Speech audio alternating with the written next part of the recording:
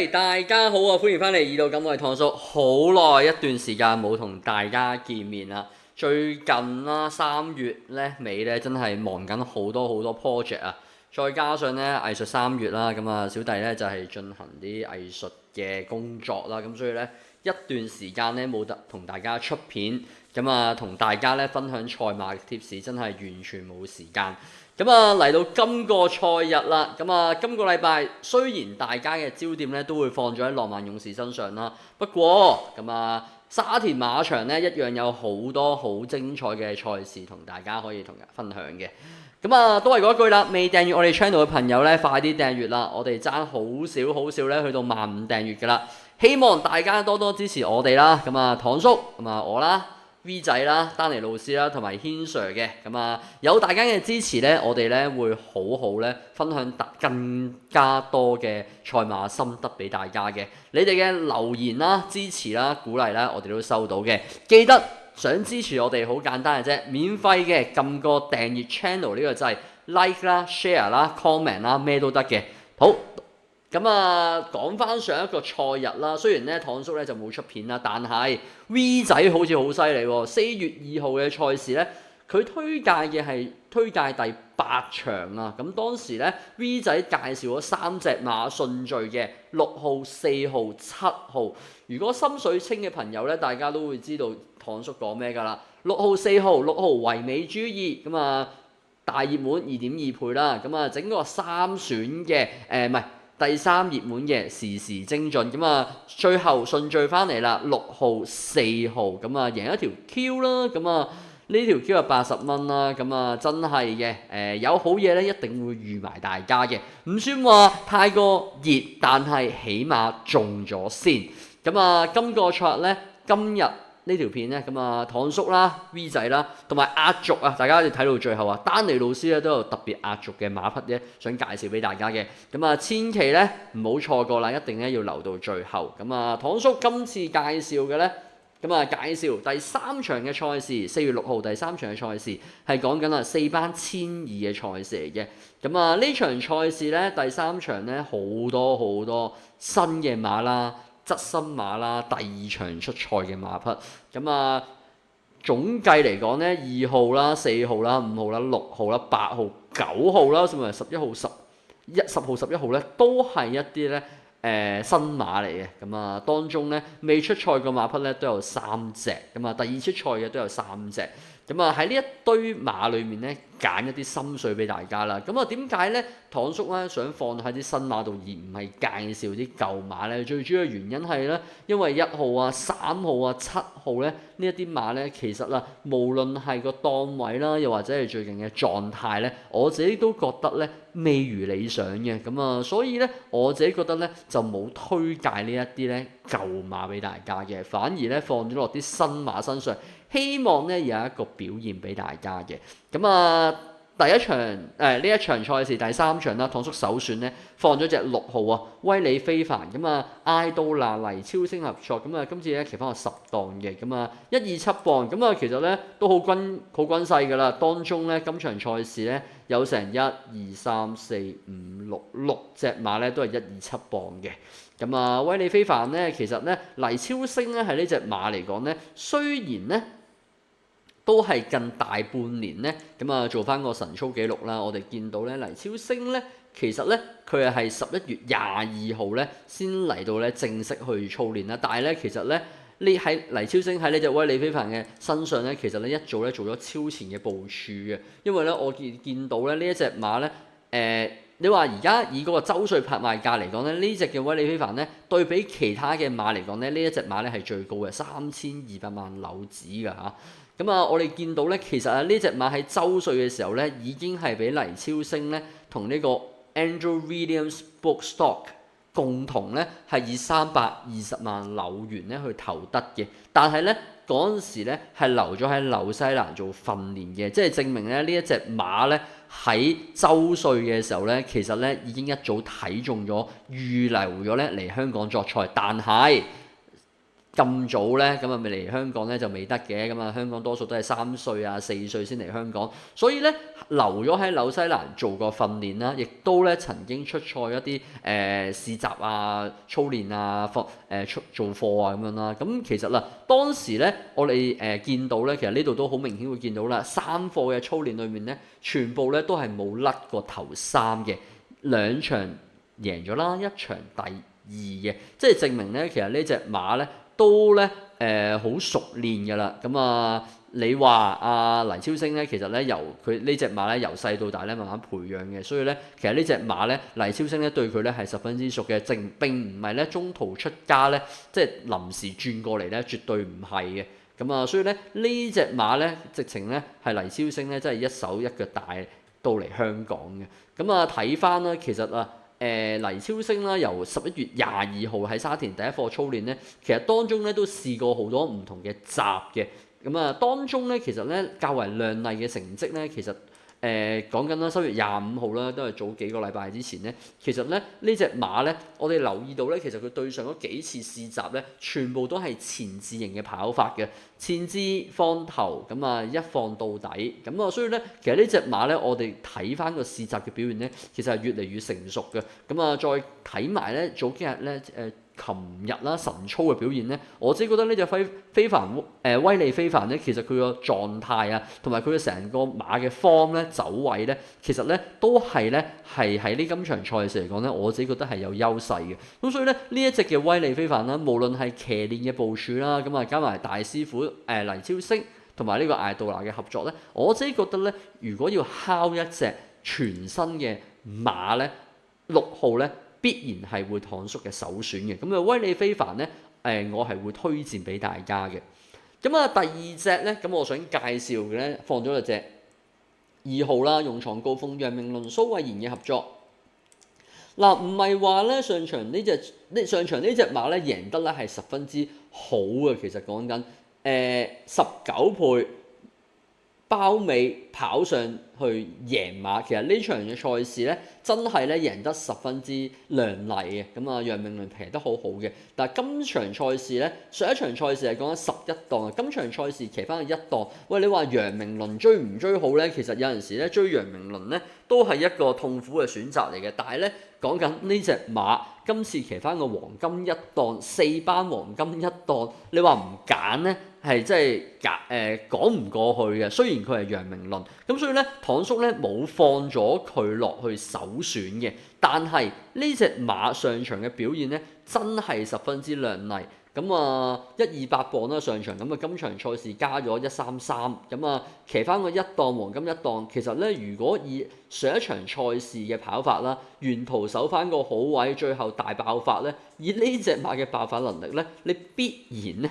係要揀嘅，咁啊，所以咧同埋講緊咧，其實咧佢出閘咧真係好差嘅，其實呢場賽事，但係咧佢嘅爆發能力咧真係咧毋庸置疑咁強勁啊！咁所以咧，你話揀唔揀咧？我自己覺得會預留翻個位置俾佢啦。你話佢會唔會贏馬咧？我就覺得未必嘅。係啦，咁啊，所以咧次選咧放咗落隻勇闖高峰度嘅，3選咧其實都好掙扎啦，真係咧揀唔到落手嘅。其實呢對馬身上有睇過嘅林寶精神啊，又或者工程小子，但係咧最後咧我想咧俾咗落隻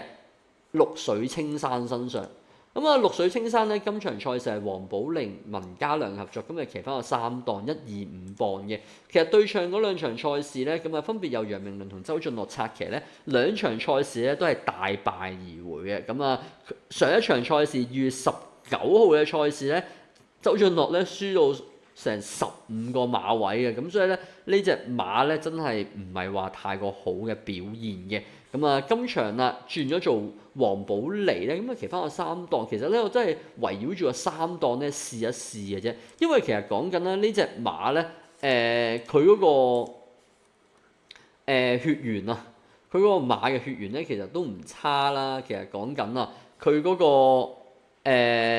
都係 deep feel 嘅人，都係 deep feel 嘅種啦。其實 deep feel 有幾勁，大家都唔使講啦。咁啊，澳遊氣泡啊，甚至乎話其他唔同國家嘅配種馬啦。咁啊，呢隻 deep feel 咧，其實咧都係一隻靚馬啦。咁啊，同埋講緊咧，其實呢隻綠水青山咧，都係周歲嘅時候咧，由文家良咧親自咧喺澳洲投得嘅。其實咧，佢成個脈絡同鋪排咧，同啱啱我哋介紹嗰隻咧威利非凡咧，其實好相似嘅。咁點解咧？上場兩場賽事嚟講咧，可能冇乜表現咧，其實咧可能同個檔位有關啦。因為咧，我哋睇翻咧，其實佢嘅晨操記錄嚟講啦，甚至乎話阿黃寶嚟操嗰場賽事啊，其實咧佢都係前阿湯馬線啦。其實咧，佢呢幾場賽事試咧，其實咧佢都係咧係前置嘅，係啦。咁所以咧，其實佢嘅跑法咧，未必係佢最佳嘅跑法嘅。其實我哋講緊啦，2月7號咧，其實黃寶嚟都有試過課閘嘅。其實咧，佢當時咧，佢都係沿途走位，都係放頭嘅。但係咧，去到周俊樂嘅手上咧，其實咧佢冇跑得出佢應有嘅表現啦。我自己覺得。咁所以咧，你話呢隻馬咧，其實佢嘅發揮咧，對上嗰兩場咧，其實咧我都可以抹咗佢，大家可以再如果你話要攬一隻嚟推介爆一爆咧，其實因為近呢排咧，其實爆冷嘅情況咧，都間唔中都有出現嘅。咁所以咧，呢隻馬咧，文家良咧咁耐嘅部署，由周歲開始已經投得啦。講緊啊，而家係4月4號㗎啦，已經距離第一次出賽咧11月24咧，已經差唔多大半年嘅時間，真係咧俾足咧耐性操呢隻馬嘅。咁所以咧，對上兩課試閘，唔係應該話啦，對上兩課試閘啦，當然夾咗周俊樂啦一場賽事啦。其實咧都唔出賽嘅時候咧，同佢試閘咧，其實都爭多頗多嘅距離嘅。咁所以咧，你話如果揀一隻咧，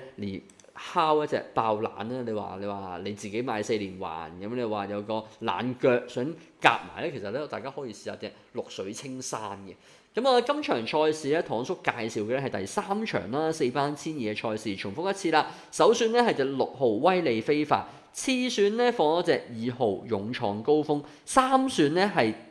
爆個冷啦，綠水青山。咁我哋交俾 V 仔講下一場賽事。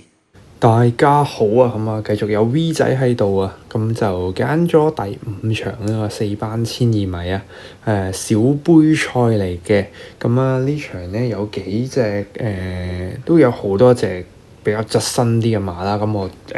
主要咧都係會揀側身啲嘅分子嘅。咁我最中意咧就係2號隻閃光燈啊。咁啊，丁冠浩馬房嘅咁難得有啲即係交到表現，即係近期狀態好嘅，即係側身馬啦，咁都應該就係用盡㗎啦，咁啊都要自己為自己爭啲頭馬分數啊嘛。咁我就睇中呢隻閃光燈啊，咁就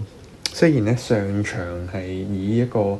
大熱門3點幾倍嘅姿態咧，咁啊 Q 都冇就得個第3。不過咧嗰場係因為有步速不利嘅關係啦，咁所以佢呢個輸近翻嚟嘅。咁點解咁講咧？其實咧呢一場咧天星贏呢場啊，咁就係一個極慢步速嘅賽事場合嚟嘅。咁啊頭段又慢咗接近1秒啦，咁啊第二段又慢多半秒啦。咁加埋咁啊3段咧就慢咗成秒幾嘅。咁所以咧就天星同埋呢個海陸步咧呢兩隻咧都係比較啲側身啲嘅馬咧，咁啊拍住翻嚟嘅。咁啊閃光燈咧由包尾追上嚟咁樣攞呢個第3名嘅啫。咁其實仲有隻追得好嘅，都係即係包尾追上嚟㗎啦。咁啊第4名嗰隻啦四喜鳥，不過四喜鳥咧就好似係退咗役㗎啦，咁所以冇受報啦。咁我唯有追隻閃光燈啦。咁啊上場追得咁好，慢步速、蝕步速形勢，然後喺出面咁樣追上嚟，咁就攞呢個第3嘅。咁所以咧再出咧都值得重視，咁所以我就揀咗佢做我嘅首選啦。咁你又可能會問啦，咁啊天星要唔要咧？咁啊上場贏啊，你話佢賺喎，咁啊當然唔要啦咁樣講，因為今場有幾個因素啊，我就賭隻天星唔喺度啊，即係好似上次咁樣即係禮拜3嗰日咧，我就揀咗隻唯美主義都熱㗎嘛，咁跟住就切滿嗰隻獨角獸嗰度佢唔喺度，咁咪加磅，跟住消化唔到嘛，結果咧佢就變奏都冇咗啦，咁就即係俾我估中咗啦，咁我就照板煮碗啦，咁啊天星我都係賭佢消化唔到個加磅，因為3歲仔呢隻天星今場14檔啊！ 135磅。加分加磅，檔位大外二啊，唔係大外二嘅，因為上場佢都外檔，佢又放頭咁，其實都 OK。不過就因為種種咁多不利嘅因素，因為檔位最外，又最重磅，又得3歲，咁我就賭佢唔喺度啦。咁希望咧佢又走快啲啊，因為14檔要搶啊嘛。咁仲有啲咩馬會同佢一齊即係搶咧？咁可能陸續威啊嗰啲咧都會同佢一齊搶放頭。陸續威都唞咗咁耐，咁佢平時咧之前都係放頭咁啊，有一個2檔咁啊。海南寶啊，唔知海南寶會唔會同佢一齊搶啊？咁我估海南寶咧都會即係喺前面嘅，咁佢之前都一直係放頭啊嘛。咁我就賭多馬放嘅場合咧，我就估佢步速扯快啲啦。咁睇隻天星要睇下今場斷唔斷啦。我賭佢斷啦，咁就我中意嗰隻追上嚟嘅閃光燈啊嘛。咁就我賭天星唔喺度嘅。咁如果佢天星唔喺度嘅話咧，咁就要補啲咩馬咧？咁我就自己就中意9號嗰隻巧眼光啊。咁雖然都係12檔，但係咧因為呢隻巧眼光咧就初出嗰場咧都極度重視㗎啦。即係潘頓跑嗰場啊，田草千二1.9倍個獨贏，咁就輸俾邊個？輸俾閃光燈，冇錯。咁輸俾天下寵兒。咁閃光燈再出都有第3啦，咁都係勁啦。咁所以我都今場揀咗做首選啦。天下寵兒場場都上名嘅，咁場場入 Q 嘅，唔知中尾出到頭，咁未拉到頭馬馬主，咁就連場都喺度嘅。咁輸俾呢兩隻咁勁嘅馬，即係比較好啲嘅馬又唔算好勁嘅，咁天下寵兒始終都贏唔到，即係比較準成啲嘅馬，輸俾呢兩隻嘅話咧，咁就呢個第3名都可以接受嘅。咁就不過佢就1.9倍位置啊，得1.1都好似冇添啊。係啦，咁就冇咗 win 啦。咁睇下今場可唔可以保中啦。咁跟住佢嗰場跑嗰場1400咧，嗰場1400咧都係有啲受阻影響，咁跟住就輸咗。咁跟住繼續係莫雅跑嘅。咁之後就跑翻田草千二啦。但係嗰場都係有阻咗，塞咗啊，遲望空，咁啊冇咗嘅。咁所以就呢兩場都有意外嘅情況下，就俾多一次機會佢。咁我就繼續追呢隻巧眼光。咁啊有少少唯一隱憂嘅就係其實初出嗰場咧，巧眼光係潘頓騎嘅。咁但係潘頓咧呢一場咧就冇馬㗎嚇，潘頓呢一場冇馬騎嘅，咁就俾咗布文。咁布文近排嘅發揮咧，即係特別係騎啲熱門馬咧嘅發揮咧，都備受質疑嘅。咁呢個就係佢少少嘅隱憂嘅地方啦。咁睇下布大哥會唔會真係即係攞位好啲咁咧？可能12檔都係懟咗喺後面，然後最後咁塞住過終點嘅。咁唯有下場再追咯。因為佢上兩場都係咁樣嘅際遇啊嘛，冇計，檔位太外，咁就應該有啲分頭啊，因為有天星啊、閃光燈嗰啲馬喺度，咁就巧眼光，咁就繼續追住先，咁應該都係好嘢嚟啊呢一隻，咁我擺喺次選啦。咁3選方面啦，咁我就補呢一隻嘅陸續威啦，咁因為我估佢會有啲體力即係佔優啊，有啲體力形勢啊，唞咗咁耐嚇，咁就唞咗成90日啊，3個月冇出賽啊，咁上場咧都熱門嘅身份大敗，我都有推薦俾大家上場，因為佢今季啊跑極都係即係跑咗6場3場入 Q 啦，即係唔計上一場啦，上一場推介俾大家嗰場5場有2場入 Q， 咁一個第4個第5，咁相當準成嘅。咁上場咧就因為心律不正啊，定啲擠阻阻，又話佢催策毫無反應啊，之後跟住心律不正咁樣啦，咁大敗，咁就唞咗3個月啦，咁再出睇下可唔可以賺翻啲體力形勢，咁佢就應該就會擺喺前面㗎啦。咁就雖然我啱啱就搏快步速即係佢同天星鬥放咁快步速啫。咁就佢就因為有個二檔咁天星14檔，咁睇下可唔可以因為個檔位嘅關係，令到佢可以頂住啦。同埋我估係快步速啫，咁未必係快步速噶嘛。咁就我都包翻隻比較擺喺前面嘅馬啦，咁包呢隻陸續威啦，咁做下三選。咁另外仲有一隻星光快驅啊，都係初出咧就賣到好熱嘅，咁大敗翻嚟嘅咁但係大敗咧又解釋唔到喎。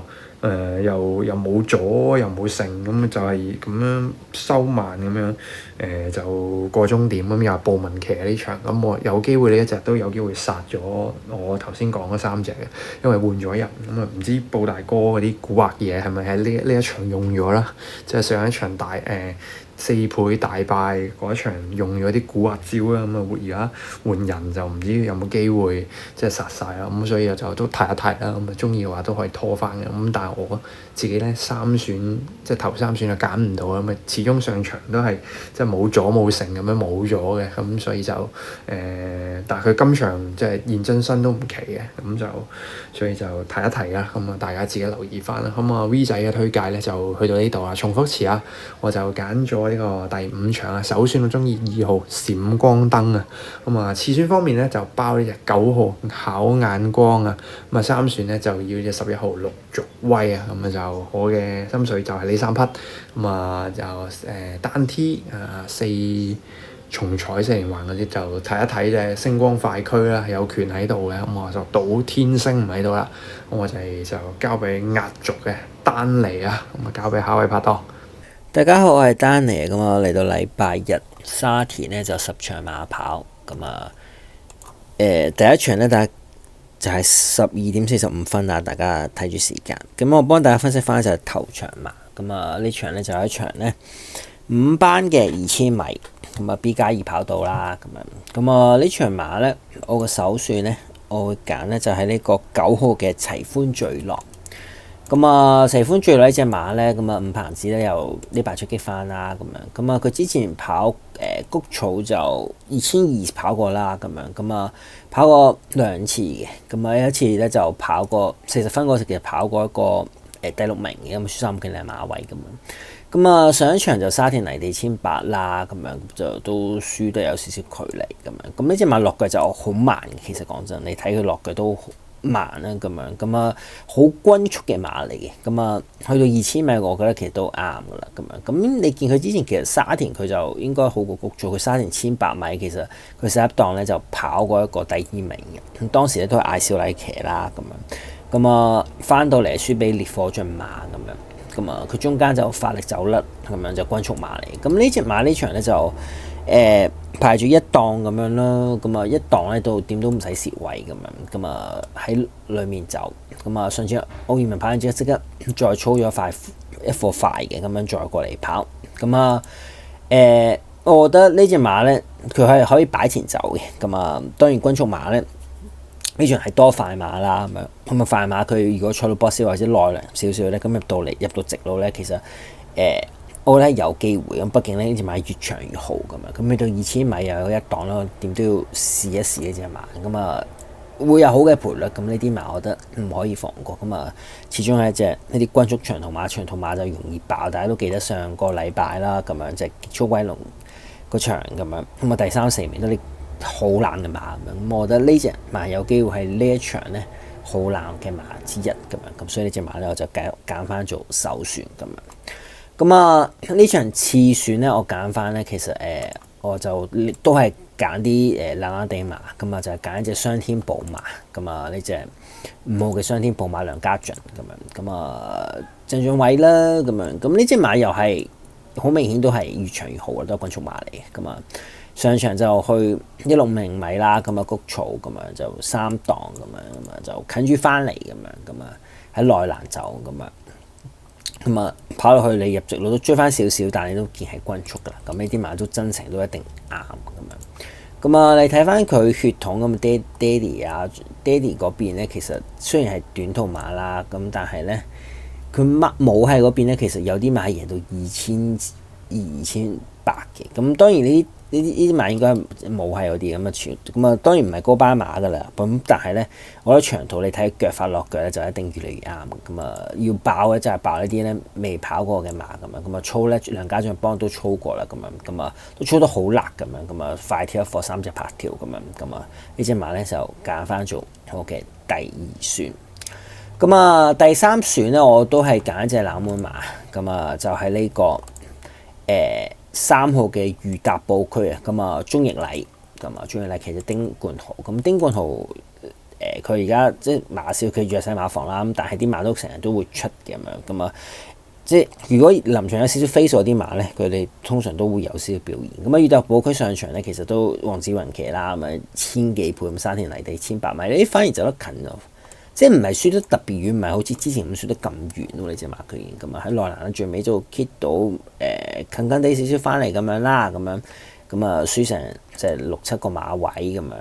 啊，我覺得係進步咗。咁你同埋知嗰場步出係好快嘅，咁啊呢場呢隻馬咧呢場咧又有啲即係內欄少少俾佢走啦，咁啊呢又係即係你睇父系就係長途馬，母系父系就短途馬啦，母系就係可以偏長少少。咁當然水準唔高咁，但係呢啲馬落腳慢啦，同埋啲歐洲馬嚟嘅咁啊，長途嚟跑咁上跑住1800米，即刻嚟跑到2000米咧，咁啊用鍾易禮，我覺得絕對咧係有機會。畢竟咗啱啱降班冇幾耐嘅馬